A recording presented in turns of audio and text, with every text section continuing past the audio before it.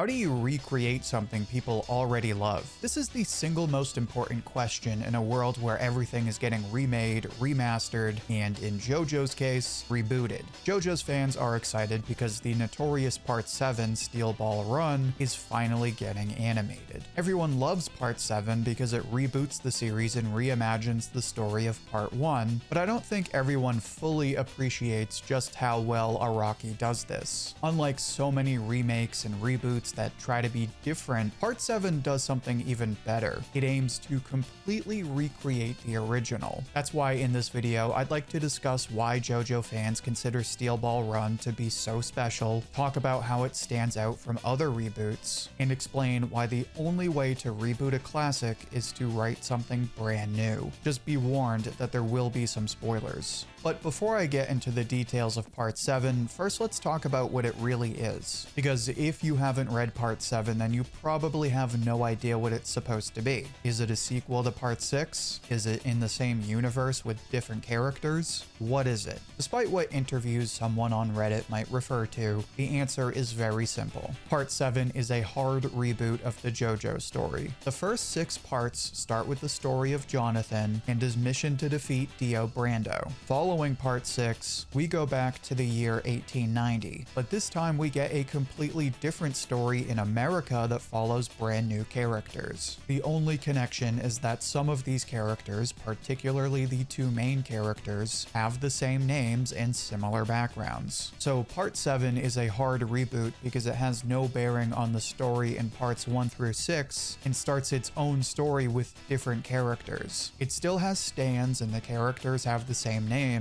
but they're not the same characters. This is how Steel Ball Run stands out from other reboots right away, because instead of trying to tell basically the same story, it starts out by completely separating itself from the original, and you understand this as soon as you meet the characters. While Jonathan and Johnny do have some similarities, they're mostly different characters. Jonathan is a rich kid with no manners that wants to be a proper man, and his motivation is avenging his father and stopping the man who killed him. Johnny also has a rich father, but he also gets rich by becoming a famous horse jockey. He then falls from grace when he lets that fame get to his head and is paralyzed from the waist down after someone shoots him. He doesn't even meet Diego,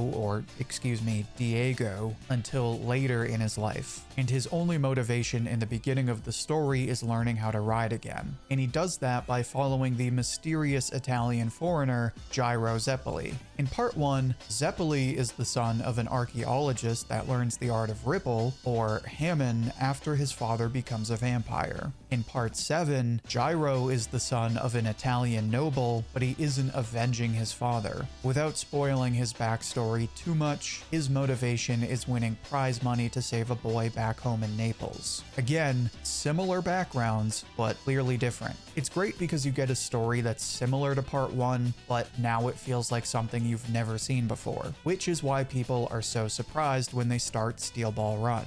But to that point, you might wonder why people are okay with this. Regardless of how dated it may be, most JoJo fans agree that Part 1 is a good story, and it's a classic that led to so many other great parts. So why would you go messing with something that already works? Doesn't that just ruin the original? That's certainly what we see in a lot of reboots and remakes, but that's not the case with Steel Ball Run. And that is because Araki takes a slightly different approach that makes a huge difference. But real quick before I explain what that is, make sure to check out one of my next live streams. I stream reviews of new manga chapters every Sunday, Monday, and Thursday. But like I was saying, Steel Ball Run is nothing like the remakes and reboots we see today. Also, I'm deliberately distinguishing reboots from remakes because they are technically different. A remake is when you retell an individual story. Same story, but you start from scratch. A reboot is when you take a whole series and restart from the beginning. That being said, I talk about these two together because they live in the same world and often have the same problems. And one of those problems problems is trying way too hard to be different. See, everyone always asks for remakes, but we usually hate them.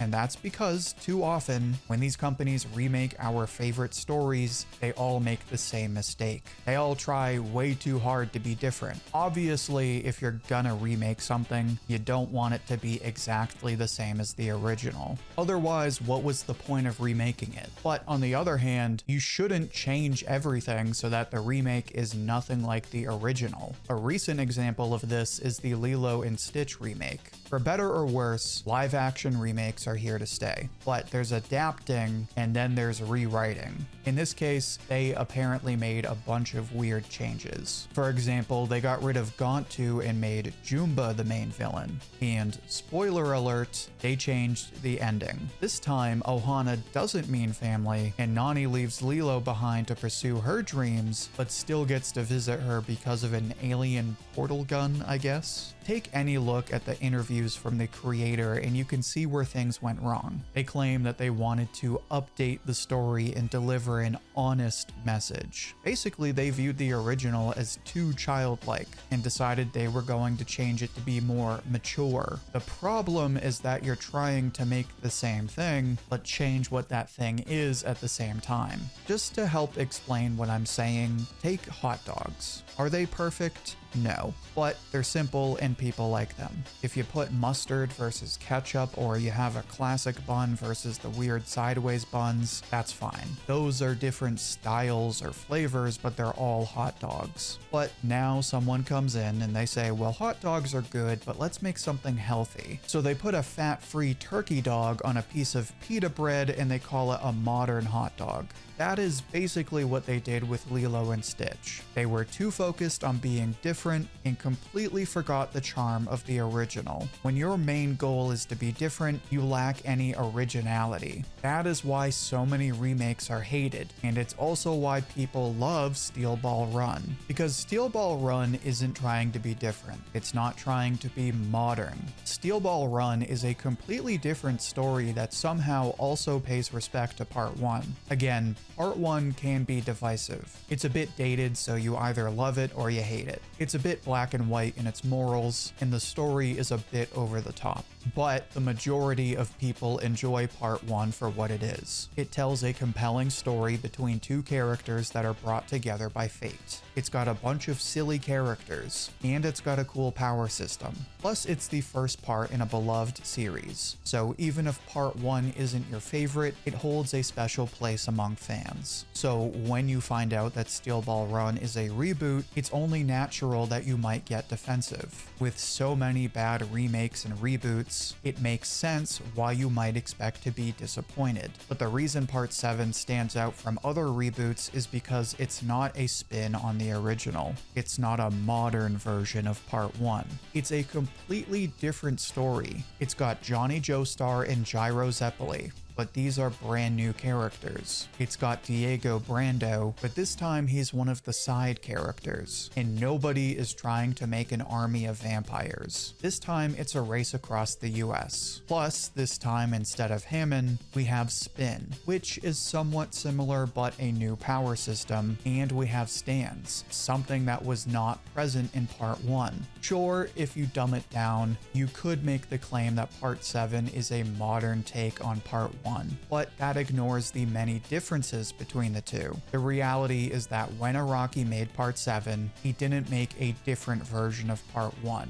He made an entirely new story, and that is the secret to making perfect reboots. Instead of trying so hard to be different, it's really just a matter of making something new. And here's how at least I would explain the difference between different and new. Different is changing what people liked in the first place. The problem is that you're marketing it as the original thing, but really what you're doing is using the same names to tell a story that isn't true to the original. This can work, work sometimes. For example, a lot of people like the new God of War games, and a lot of people like the new Planet of the Apes movies. But like we can see with Disney, this is very hard to do without making something people describe as pointless or soulless. In contrast, new is telling an original story regardless of how much it has in common with any prior stories. In JoJo's case, Araki wasn't trying to tell part 1 again, just different. This time he was making an entirely new story. That's the reason it's JoJo Part 7 and not JoJo Part 1 remastered or something. Part 7 has no bearing on Part 1. It's not tied to the limits of Part 1.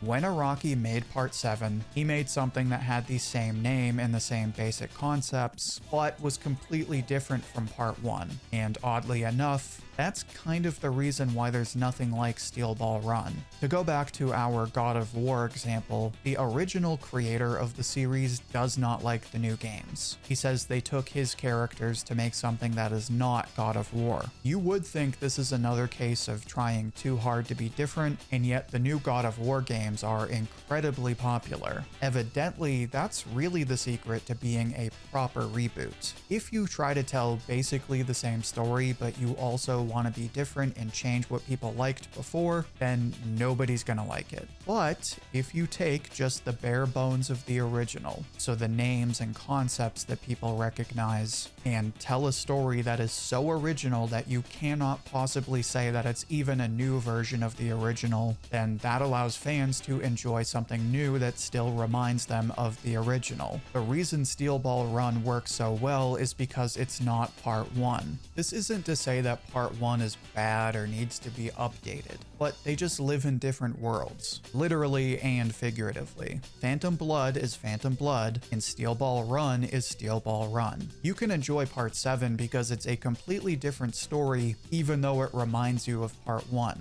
This is also why there's really nothing like Steel Ball Run. One of the oldest examples of remakes is the King Arthur story. There's La Morte d'Arthur, Idylls of the King, The Once and Future King, not to mention the hundreds of other versions of the story. But that's just it. They're all just different versions. They're different flavors of the same thing. The same is true for comic books. Say for example you're a Marvel fan. There's different runs of series like the Fantastic Four, but those are new takes on the same story. They're different flavors. You can pick which version you like best. With JoJo, there are no flavors. Comparing Part 1 and Part 7 is like comparing hot dogs to hamburgers. They're both made with buns, they both have meat, they even use the same condiments, but they're completely different. Part 1 is a hot dog and Part 7 is a burger. To my knowledge, there's really no other reboot quite like this. Granted, not many people are fortunate enough to tell a story for as long as Araki. Maybe Oda will reboot One Piece in 10 years, but who knows. My point is that Steel Ball Run is special for a reason. Yes, it is fun to reboot things, and it is fun to get reimagined versions of old characters. But the reason Steel Ball Run works so well is because it doesn't limit itself to Part 1. Instead, it tells you a brand new story, a story that new JoJo fans have never seen before. It pays respect to Part 1 not by remaking the same characters with different stories, but by making new characters that we like even more and giving them the names of characters we already know. It does get you to look at the old characters in a new light, but only because these are different characters with similar backgrounds. This even extends to the powers in Part 7. Spin is something completely different that even ties into stands in a fun way. So in that sense, it's almost like it makes you like Hammond more because now you get a redemption of a power system that's become obsolete. The point is that Steel Ball Run is great because it doesn't try to be a different version of the same story. It's a completely new story that honors the influence of the original. Instead of trying to sell fans on a retelling of the original, Araki gives them something they've never seen before. And that is why Steel Ball Run is one of, if not the best, reboots of all time.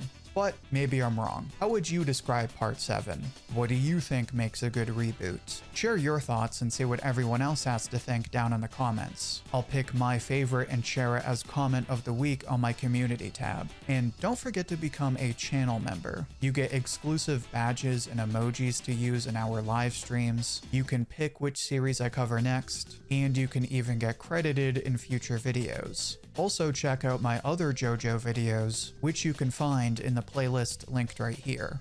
Until then, thank you for watching, and I hope to hear from you soon.